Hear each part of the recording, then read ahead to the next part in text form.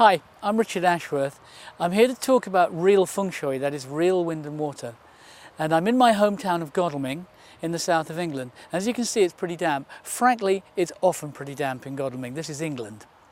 However, we're just after the hurricane of October 26th, 27th, 2013. And you can see some of the debris behind me. And you can see that the river is pretty high.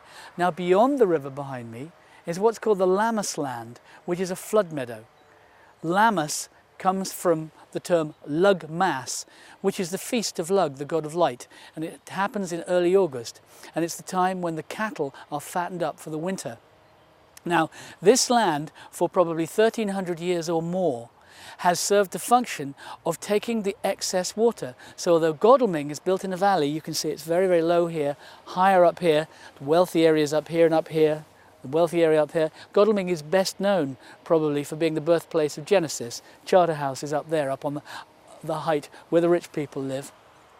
But Godalming is in a valley, but it never floods. Why does it never flood? Because of the Lammas land. So we have this river here, the River Och, that goes across here to Oxford Ridge and down into another low point there, but essentially the river, like all rivers, occupies the lowest point of the valley. Between October and April, this is wet, and then it's pasture. So in this last week, we had only two places in Godalming that got particularly wet, where there were real gatherings of water. One is some way behind me beyond the Lammas land, where a road has been built on the edge where they've stolen land from the flood meadow, which went to a depth of maybe this that was very hard to drive through. The other is the other side, where the railway bridge, where a railway viaduct was built in 1859, which meant that they put the river into a culvert underneath the railway bridge, and again you had a gathering of water maybe 4 or 5 feet deep, which is completely unnecessary.